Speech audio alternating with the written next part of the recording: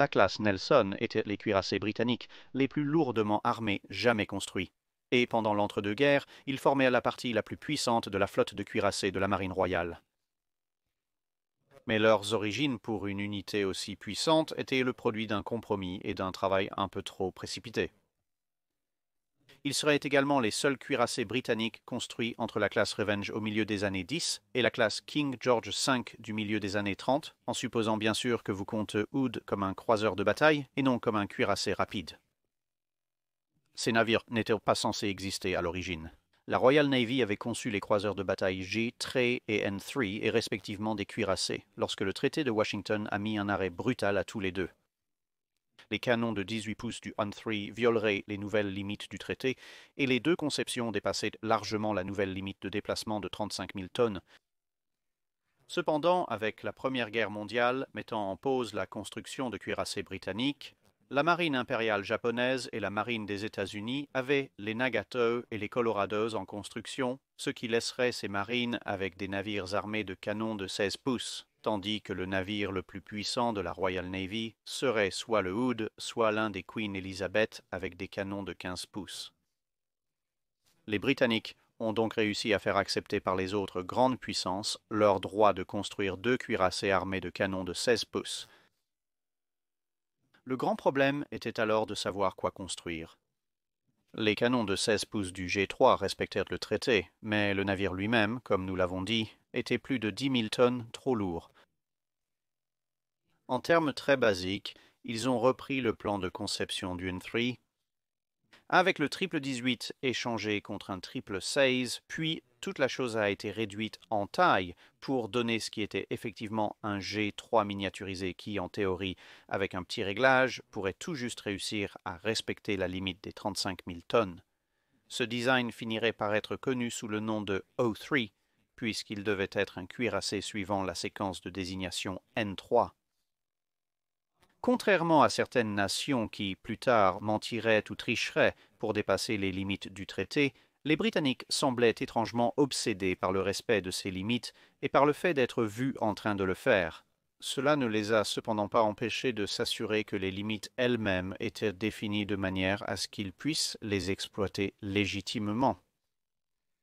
Avant le traité, le déplacement d'un navire était généralement indiqué par deux chiffres, le déplacement normal, qui comprenait généralement le navire fonctionnant en temps de paix, donc normal, avec des réservoirs partiellement remplis, quelques provisions et un peu de munitions, etc. Ceci était ensuite accompagné du déplacement complet ou maximum, qui reflétait l'état du navire en temps de guerre, prêt à quitter le port avec un équipage complet, des réservoirs de carburant pleins, des réservoirs d'eau pleins, des provisions au maximum, des magasins pleins à ras-bord, etc.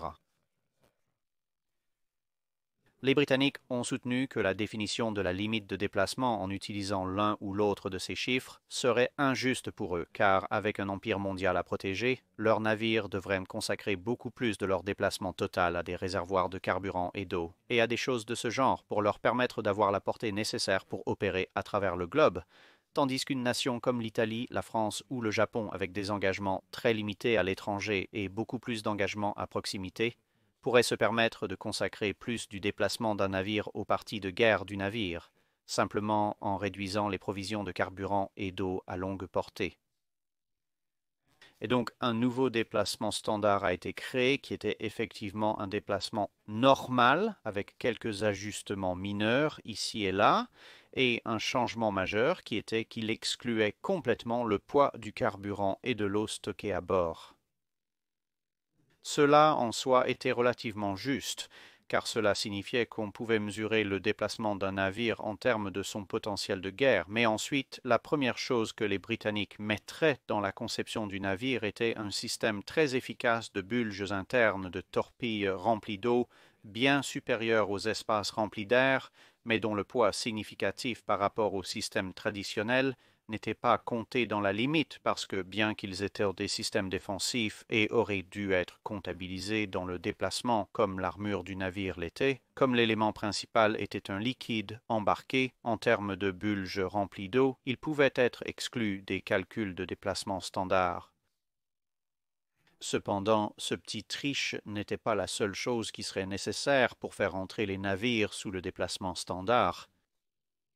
L'armement principal serait regroupé à l'avant, réduisant l'espace de la citadelle et le poids de l'armure nécessaire grâce à une ceinture plus courte. Les navires adopteraient également l'approche tout ou rien en matière d'armure afin de maximiser autant que possible la protection sur la plus petite zone nécessaire. Les tourelles de l'arme principale ont également été révisées, avec le design qui avait été préparé pour les G3S, ayant des éléments structurels importants à la fois pour la tourelle et la casemate soit retirés ou réduits, afin de maintenir l'armure de la tourelle aux normes mais de minimiser le poids global de la batterie principale. Cela entraînerait de nombreux problèmes à l'avenir car les tourelles étaient maintenant trop lourdes et produisaient beaucoup trop de chocs pour leurs propres montures et coureurs, ce qui finirait par conduire à de nombreux blocages et problèmes de fiabilité au cours de la première décennie de service, qui ne seraient finalement résolus que par une série de solutions de contournement et, en réintroduisant lentement un grand nombre des éléments supprimés, ce qui augmenterait évidemment progressivement le déplacement global du navire. En raison de la vitesse plus lente d'un cuirassé par rapport à un croiseur de bataille et encore pour des raisons d'économie de poids, la disposition traditionnelle à 4 vis a été remplacée par 2 vis plus grandes, qui utilisaient la puissance de sortie du moteur d'environ 45 000 chevaux vapeur pour atteindre 23 nœuds. Cela mettait les navires entre les Colorado et les Nagato en termes de vitesse. Les moteurs et les chaudières ont été réarrangés pour réduire la longueur totale de la citadelle et la coque a été modifiée en utilisant les leçons du plan G3 pour obtenir une forme hydrodynamique très efficace qui maximisait la vitesse que le navire pouvait atteindre en utilisant ce qui était vraiment une petite centrale électrique. Tous ces efforts et plus encore ont permis au navire de monter 3 tourelles triples portant des canons de 16 pouces pour un total de 9 armes, avec toutes les tourelles vers l'avant comme nous l'avons dit, et la seconde tourelle super tirant sur la première. Pour permettre à toutes les tourelles de se former ensemble, un espace suffisant a été laissé entre la deuxième et la troisième tourelle pour permettre au canon de la troisième tourelle de se balancer devant la deuxième. Suite à des tests effectués avec des navires capitaux allemands qui avaient été capturés pendant la Première Guerre mondiale et leurs canons, le canon de 16 pouces a été conçu pour tirer un obus légèrement plus léger que ce qui était typique de la pratique britannique, mais à une vitesse assez élevée même pour un canon naval. En raison de cela et d'autres expériences menées, qui comprenaient l'utilisation de différents types de rayures ou de différents canons dans la même tourelle, leur service initial peut être décrit de manière charitable comme étant loin d'être étoilé, avec une usure significative du canon et une imprécision à un niveau qui aurait même fait reculer d'un pas ou deux BT. Comme avec les montures de tourelles elles-mêmes, ces problèmes nécessiteraient presque une décennie pour être résolus, mais seraient principalement résolus lorsque 1930 a commencé, consistant encore largement à remettre l'ensemble du montage à peu près à ce qui avait été prévu pour la classe G3 en premier lieu, bien que cela ait été fait de manière quelque peu désordonnée et irrégulière, ce qui a fait des canons et des tourelles un cauchemar d'entretien pour le reste de la carrière du navire. Il s'est également avéré que les tests initiaux des canons allemands étaient défectueux et que la coquille plus légère à vitesse plus élevée n'offrait pas autant d'avantages qu'on le pensait auparavant, mais les systèmes de levage de munitions étaient maintenant fixés et il était trop tard pour redessiner les obus pour qu'ils soient plus grands et donc plus lourds. Les navires continueront à rencontrer des problèmes pendant les tests d'armement. La détonation des canons endommageait les luminaires sur le pont et transmettait leur choc à travers les ponts de messe et certaines des fenêtres du pont. Un officier observant les essais a trouvé la détonation si puissante qu'il a subi une commotion cérébrale au globe oculaire, même sous le pont avant, ce qui faisait flamber sa vision en rouge à chaque salve. Cependant, la plupart des zones touchées étaient censées être dégagées pendant une bataille, et les dégâts physiques au navire étaient plus irritants et cosmétiques que vitaux. Ainsi, bien que les canons soient limités à un tir de bordée en temps de paix, il était généralement admis que ce type de dommage se produirait lors d'une bataille en temps de guerre, les seules modifications majeures visant à essayer d'empêcher les fenêtres du pont de sauter. L'explosion s'est révélée bien plus puissante que tout verre qu'il pouvait produire, obligeant à réduire la taille des fenêtres et à installer des déflecteurs d'explosion en dessous. La batterie secondaire se composait de 6 tourelles de canon de 6 pouces jumelées, 3 par côté, disposées de manière similaire aux tourelles principales, avec une tourelle centrale plus haute que celle de chaque côté. Toute la batterie secondaire était concentrée à l'arrière du navire, l'espace intermédiaire étant occupé par un armement anti-aérien initial de 6 canons de 4,7 pouces, une poignée de canons de salut et un soupçon d'armes légères anti-aériennes de 2 livres. Une paire de tubes de torpilles sous-marines pour de lourdes torpilles de 24,5 pouces a également été installée. Au cours des années d'entre-deux-guerres, la batterie antiaérienne a été modernisée, les canons de salut et les premières armes de 2 livres ayant été remplacés par divers supports de pom-pom qui utilisaient un canon similaire de 2 livres ou de 40 mm et quelques mitrailleuses de calibre 50, puis avec l'arrivée inévitable des Bofors et Oerlikon au fur et à mesure de l'avancement de la guerre. Au milieu de la guerre, le Nelson, par exemple, portait 6 pom-poms de 40 mm octuples pour un total de 48 canons, plus 16 canons de 40 mm Bofors en monture quadruple et pas moins de 61 des 20 mm Oerlikon pour un total de 131 canons anti-aériens, y compris les armes de 4,7 pouces, ce qui représentait un niveau de puissance de feu anti-aérienne positivement américain. Une brève apparition a également été faite par une batterie de lance-roquettes anti-aériens non guidés, pour le déplaisir de personnes en particulier. L'armement torpille s'avérerait être une bénédiction mitigée. Dans son action avec le Bismarck, Rodney a tiré ses tubes de torpille de bâbord, revendiquant un coup direct. Ce serait le premier et seul cas d'un cuirassé torpillant avec succès un autre cuirassé si cette affirmation est exacte, bien que les tirs du tube de torpille de bâbord étaient nécessaires car un quasi manqué du Bismarck avait bloqué le tube de torpille de tribord. Inversement, alors qu'elle opérait en Méditerranée, un bombardier torpilleur italien a touché Nelson juste derrière l'un des principaux compartiments de torpille, qui a inondé, laissant entrer près de 4000 tonnes d'eau. Bien que contrairement au Alau 1 Cartrezzao à Jutland, les pompes et les équipes de contrôle des dommages de Nelson ont réussi à suivre puis à réduire l'inondation, il a été constaté lors de l'inspection que de nombreux cylindres d'air comprimé de la torpille avaient été endommagés. Et ils avaient déchiré la salle des torpilles en détruisant pratiquement tout ce qui était en vue, mais heureusement, aucune des têtes d'explosion n'avait explosé. L'officier inspecteur a surtout regretté la perte d'un fromage particulièrement grand et agréable qu'il avait acquis en permission et qui avait été dans la réserve immédiatement derrière la salle des torpilles, qui avait pris le gros du choc, et malheureusement le fromage était maintenant complètement immangeable à cause de la contamination par l'eau de mer. L'armure sur les navires consistait en une ceinture inclinée interne qui a été empruntée dans la conception à la classe G3, qui était inclinée à environ 18 degrés par rapport à la verticale, avec une épaisseur maximale de 14 pouces. Cela reflétait un design qui était basé sur le principe de donner et de recevoir des tirs à longue portée, car la même idée avec presque le même angle, bien qu'avec 2 pouces de moins d'épaisseur, a été adoptée pour les classes South Dakota et Iowa de la marine des États-Unis quelques décennies plus tard. Ce schéma d'armure était très résistant là où il était présent et complété par un pont qui mesurait un peu plus de 6 pouces d'épaisseur à son point le plus fort. Cependant, le schéma d'armure a été critiqué pour être un peu trop peu profond car son bord inférieur se situait juste en dessous de la ligne de flottaison au déplacement de conception du navire. Il y a cependant quelques facteurs atténuants à cette critique. La principale menace pour un tel agencement de ceinture peu profonde est les obus plongeants, qui n'avaient en réalité pas été développés à l'époque, et donc vous ne pouvez pas concevoir une armure pour résister à une arme qui n'existe pas. De plus, les obus qui touchaient l'eau à l'époque déclenchaient une détonation au contact de l'eau, sauf s'ils étaient défectueux, et la plupart des obus jusqu'à la Seconde Guerre mondiale possédaient également cette caractéristique.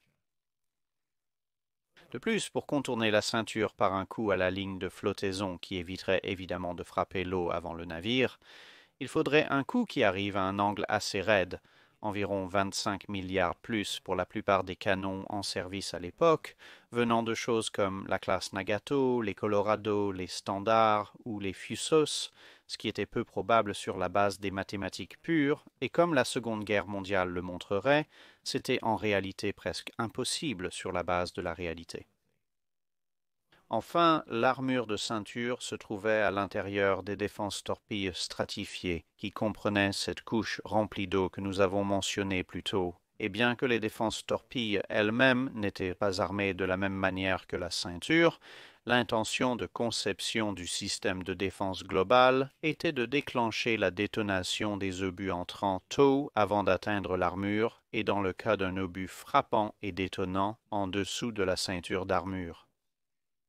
Étant donné qu'il exploserait dans le système de défense torpille, qui était conçu pour résister à l'explosion d'une torpille transportant plusieurs centaines de livres d'explosifs à bord, les charges d'éclatement de 30 à 50 livres relativement courantes des obus navals devraient être relativement facilement absorbées par le système, en supposant que le fusible de l'obus ait été activé lors ou peu après l'impact avec la coque extérieure ou l'eau de la mer elle-même. Évidemment, comme nous l'avons dit plus tôt, un obus plongeant serait capable de contourner la plupart, sinon tous ces systèmes, donc pendant la Seconde Guerre mondiale, ils étaient menacés par certains navires de guerre japonais, mais globalement c'était une bonne idée en théorie pour l'époque où elle a été conçue. Et en fin de compte, il n'a jamais été réellement mis à l'épreuve, donc l'analyse finale quant à la sagesse de ce choix particulier de caractéristiques de conception doit bien sûr être laissée aux spectateurs.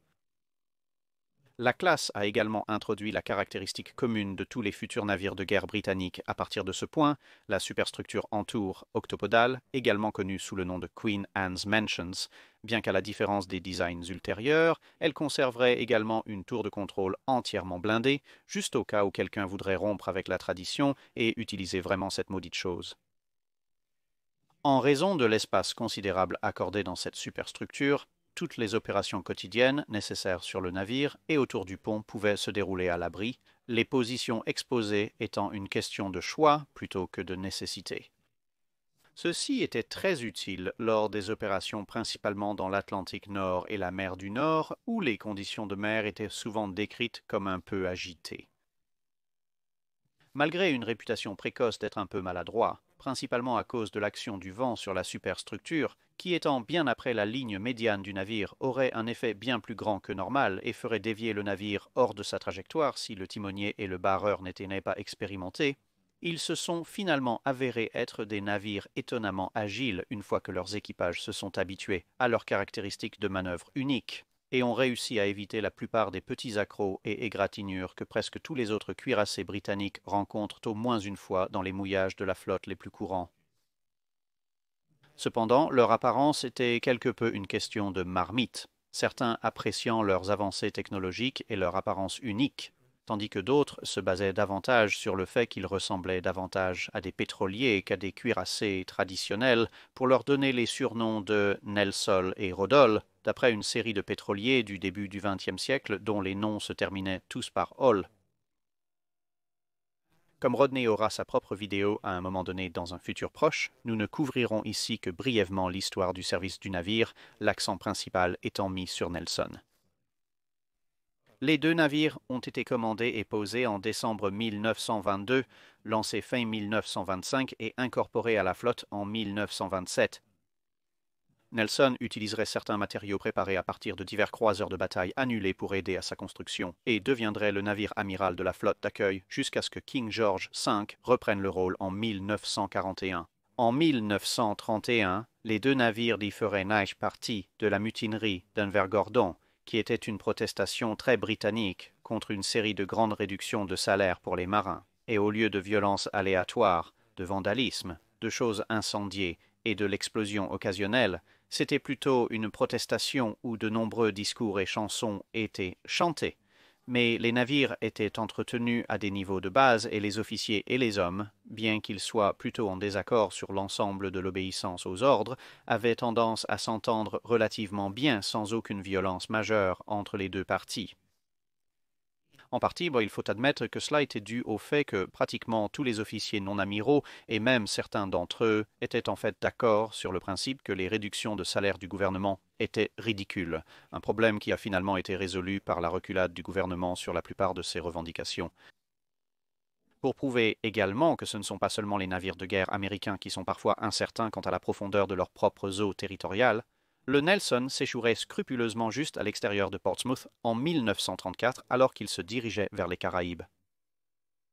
En tant que nouveau cuirassé de la flotte, les deux recevraient relativement peu en termes de réaménagement ou de mise à niveau comparé aux vieux navires de guerre qui en avaient plus besoin dans les années précédant la Seconde Guerre mondiale, avec la plupart des efforts centrés autour de l'ajout de quelques canons anti-aériens supplémentaires et plus tard de quelques radars, puisque le reste de cette période a été consacré à régler les canons principaux et à essayer de les faire fonctionner correctement.